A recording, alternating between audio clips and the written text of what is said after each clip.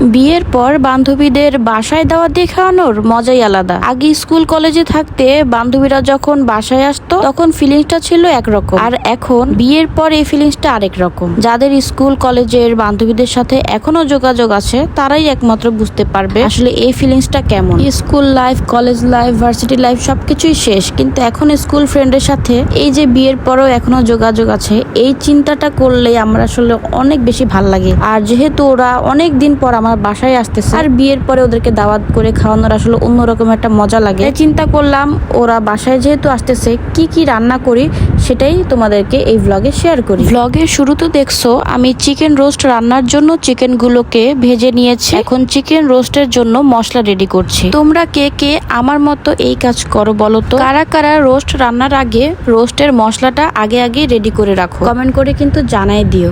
আসলে রোস্টের মশলা আগে থেকে রেডি করে রাখলে হয় কি রান্নার সময় কোনো কিছু মিসিং যায় না আর রান্নাটা করতে খুবই ইজি হয়। এই ভ্লগে আমি চিকেন রোস্ট রান্নার ফুল রেসিপিটা শেয়ার করলাম না, এইটা আমি অন্য কোনো ভ্লগে শেয়ার করে দিব চিকেন রোস্টের ফুল রেসিপি।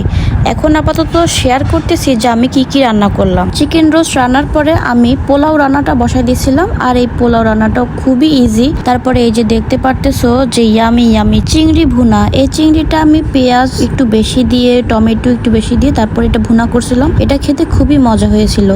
তারপরে এই যে দেখতে পারতেছো ডিমটা একটু আমি শুকনা ভুনা রাখা ট্রাই করছি, একটু ভাজা টাইপের আর কি, পেঁয়াজ ভাজা থাকবে, খেতে খুবই ভালো লাগছিল এটাও। আর এই তো দেখতে পারতেছো যে গরুর মাংস ভুনাও করছিলাম। আর এই গরুর মাংসর ভুনা রান্না করার সময় আমি আসলে ভিডিও করতে ভুলে গেছি, তাই একটু সামান্য একটু ভিডিও দেখা দিলাম তোমাদেরকে। এটাই আমার ছিল রান্না বান্না। সকাল 8:30টায় ঘুম থেকে উঠে রান্না বান্না শুরু করে দিছিলাম, আর এই তো 11:30টার মধ্যে আমার সবকিছু রান্না বান্না শেষ। আমি আগের দিনই প্ল্যান করছিলাম যে সকাল সবকিছু রেডি করে রাখলে ওরা যখন আমার বাসায় আসবে ওদেরকে যেন আমি পুরো সময়টা দিতে পারি, আমার যেন রান্নাঘরে আর ঢুকাই না লাগে। তাই আমি একবারে সবকিছু রেডি করে ফ্রেশ হয়ে ওদের জন্য বসেছিলাম। তো যাই হোক, ওরা 12টার মধ্যে চলে আসছিল, যদি ওদেরকে আরো আগে আমি বাসায় আসতে বলছিলাম। তারপরে এই তো ওরা আসলো। তারপর হচ্ছে তো উর্মির মেয়ে পারিসা, ও অনেক নাচানাচি করতেছিল বাসায় এসে, কারণ ও আমাকে অনেক ভালোভাবেই চিনে, কারণ আমাদের অনেক বেশি দেখা হওয়ার কারণে আসলে বেশি মিলে গেছিল। তো যাই হোক, এখানে আমার 2টা বান্ধবী মাত্র আসছে, আরো একজন আসার কথা, ও এখনো আসে নাই। তো আমরা দুজন মিলেও খুব গল্প করতেছিলাম, এদিকে পারিসার সাথে খুব মজা করতেছিলাম আমরা। এরপর 10 মিনিট পরেই আমার আরেকটা বান্ধবী হাজির। তারপরে তো আমাদের শুরু হয়েছে